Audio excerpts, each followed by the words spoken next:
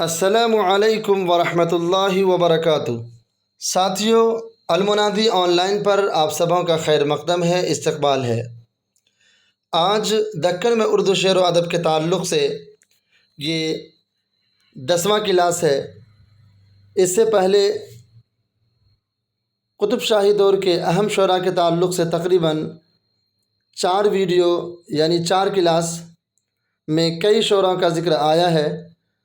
آج ہم ان شعراؤں کے بارے میں پڑھیں گے جن کی بدولت اردو شعر و ادب اور غزل کے نئی دور کا آغاز ہوتا ہے۔ شروع کرتے ہیں۔ پہلا نام ہے ابن نشاطی۔ ابن نشاطی کا اصل نام مظہر الدین تھا۔ ان کی پیدائش 1717 میں ہوئی۔ وہ عبداللہ قطب شاہ کے درباری شاعر تھے۔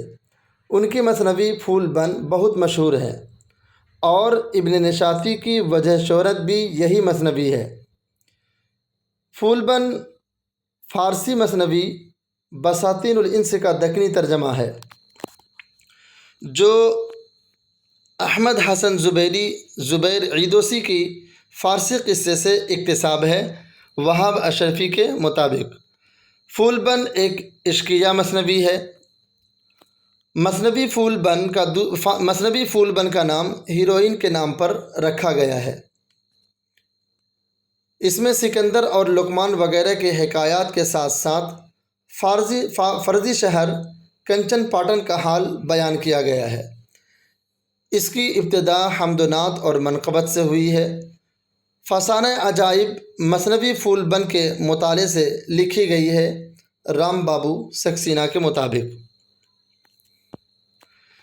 اس میں عبداللہ قطب شاہ کے مدح میں بھی اشعار لکھے گئے ہیں۔ ابن نشاطی کی یہ مثنوی لفظی اور معنوی خوبیوں سے پر ہے۔ اگلا نام ہے بحری۔ بحری کا اصل نام قاضی محمود اور تخلص بحری تھا۔ ان کے والد کا نام بحر الدین تھا۔ بحری ایک معروف صوفی بزرگ تھے۔ اپنے وطن سے منتقل ہو کر بیجاپور چلے گئے اور سکندر عادل شاہ کے دربار میں 2 سال رہے۔ جب سلطنت تباہ ہو گئی تو حیدرآباد چلے گئے۔ فارسی اور دکنی زبانوں میں مثنویات، غزلیات، رباعیات اور قصیدے لکھے۔ بحری کے اشعار کی تعداد 50,000 کے قریب ہے۔ من لگن میں تصوف کے مضامین دلنشیں حکایتوں کی صورت میں پیش کی گئی ہیں اور یہ دکنی زبان میں ان کی مشہور مثنوی ہے۔ زبان و بیان کے اعتبار سے من لگن بلند پایہ مثنوی ہے اور ان کی دوسری مثنوی بھنگ آب نامہ بھی موجود ہے۔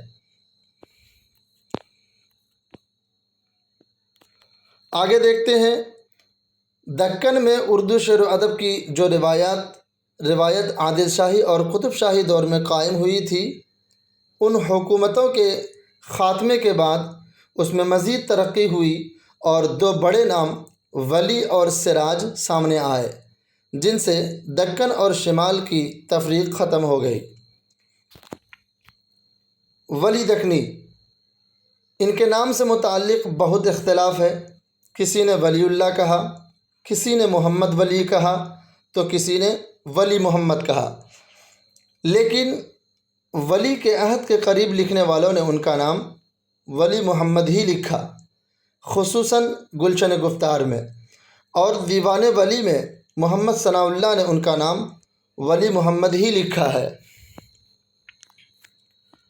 ولی کے دوست ابو المعالی کے بیٹے محمد تقی نے سید محمد تقی نے ان کا نام ولی محمد لکھا، جمیل جالبی کے مطابق۔ اس تحقیق سے پتہ چلا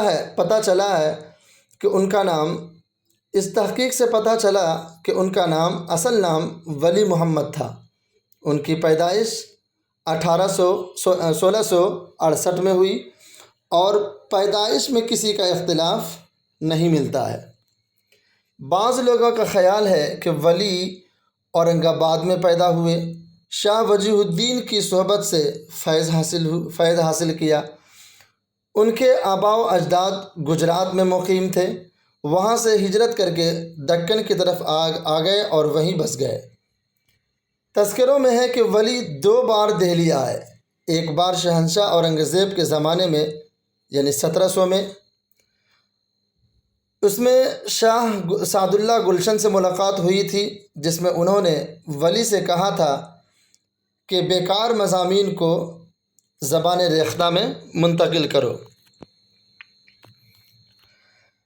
ولی دہلی کا سفر اپنے دوست ابو المعالی کے ساتھ 1700 میں کیا تھا، مخزن نکات اور جمیل جالبی کے مطابق۔ الگ الگ سبھی کے تحقیقات ہیں، اسی لیے یہاں سبھی کے تحقیقات کو لکھا گیا ہے۔ ولی نے دوسری بار دہلی کا سفر محمد شاہ کے عہد میں 1722 میں سید ابو المعالی کے ساتھ کیا تھا۔ یہاں 1722 میں سید ابو المعالی کے ساتھ 1722 کا سفر ہے، جبکہ اس سے پہلے 1700 میں ابو المعالی کے ساتھ ہے۔ الگ الگ تحقیقات ہیں، جس میں انہوں نے اپنے دیوان ریختہ ساتھ لائے تھے۔ یہ تحقیق رام بابو سکسینہ کا ہے۔ اردو ادب کی تاریخ NCERT میں لکھا ہے کہ ولی کا دیوان دہلی پہنچا، اس کے بعد وہ 1700 میں خود دہلی آئے، تو اہل دہلی نے ان کی اور ان کے کلام کی بڑی قدر کی۔ ولی کے دہلی آنے سے قبل بھی اردو میں طبع آزمائی کی جاتی تھی، لیکن عام طور پر لوگ اس کی طرف متوجہ نہیں تھے۔ ولی کی شگفتہ آہنگ غزلوں نے دہلی کے شعراء کا دل موہ لیا، اور وہ بھی اسی راہ پر چل پڑے، یعنی ولی کے راستے پہ۔ یہیں سے اردو شاعری کے نئے دور کا آغاز ہوتا ہے۔ انہوں نے شاعری کے میدان میں قدم رکھنے کے بعد اپنے پیش رو دکن کے دوسرے شعراء کے برخلاف صنف غزل کی طرف زیادہ توجہ دی، اور اپنی خودداد صلاحیتوں سے اپنی غزل کو آراستہ کیا، یعنی ولی دکنی نے دکن کے دوسرے شعراء سے ہٹ کر ذرا انہوں نے کام کیا، اور صنف غزل کی طرف زیادہ توجہ دی اور غزل کو آراستہ کیا، جس کی بدولت غزل میں ایک نئی روایت کا آغاز ہوا۔ آگے دیکھتے ہیں، ولی کی وفات سے متعلق ہے۔ ولی کی وفات 1707 میں عصر کے وقت ڈاکٹر ظہور الدین کے تحقیق کے مطابق 1707 میں، ولی کا انتقال 1720 میں ہوا۔ یہ تحقیق ڈاکٹر جمیل جالبی کی ہے کہ 1720 میں ولی کا انتقال ہوا۔ ولی کا انتقال 1744 میں ہوا احمد آباد میں، بقول تذکرہ شعراء دکن، یعنی دکن کے شعراء کا قول ہے کہ ولی کا انتقال 1744 میں ہوا ہے، اور یہ تحقیق رام بابو سکسینہ کا ہے۔ اگلا نام ہے سراج اورنگ آبادی۔ سراج اورنگ آبادی کا اصل نام سید شاہ سراج الدین حسینی تھا، اور سراج تخلص استعمال کرتے تھے۔ ان کی پیدائش 1712 میں اور وفات 1764 میں ہوئی۔ ان کے آباء و اجداد میرٹھ کے رہنے والے تھے، لیکن وہ اورنگ آباد مہاراشٹر میں پیدا ہوئے اور وہیں تعلیم حاصل کی۔ لکھا ہے کہ سراج کی پیدائش اورنگزیب کے انتقال کے چند سال بعد ہوا، اور اس کے بعد ولی کا دیوان دہلی پہنچا تھا، یعنی کہ جب سراج پیدا ہوئے اس وقت ولی کا دیوان دہلی پہنچ چکا تھا۔ سراج کی پیدائش 1715 میں اور وفات 1777 میں۔ یہ قول عبد القادر سروری کا ہے۔ تاریخ ادب اردو وہاب اشرفی میں یہ تحقیق ملتی ہے۔ سراج کی وفات سے متعلق، سراج کی پیدائش اور وفات سے متعلق بھی 2 الگ الگ تحقیقات ہیں۔ ایک ہے کہ 1712 میں پیدا ہوئے اور 1764 میں وفات، دوسری عبد القادر سروری کے مطابق 1715 میں پیدا ہوئے اور 1777 میں وفات پائے۔ سراج پر ہمیشہ جذب و کیفیت کا ایک عالم طاری رہتا تھا، اسی میں وہ شعر بھی کہتے رہتے تھے۔ اسی وجہ سے ان کے کلام میں جذبہ و سرمستی کی کیفیت بھی ملتی ہے۔ کلیات سراج کو عبد القادر سروری نے مرتب کیا ہے، جس میں کلیات کی بنیاد 9 مخطوطات پر رکھی گئی ہے۔ اسی کلیات سراج میں سراج کے مثنوی بستان خیال بھی آتا ہے، جس میں 4 مخطوطات شامل ہیں۔ سراج نے 2 دیوانیں اپنی یادگار چھوڑی ہیں، ایک فارسی میں اور ایک ریختہ میں، جس میں انہوں نے 5000 اشعار لکھے ہیں۔ تحقیق کے مطابق سراج نے کسی کی شاگردی اختیار نہیں کی۔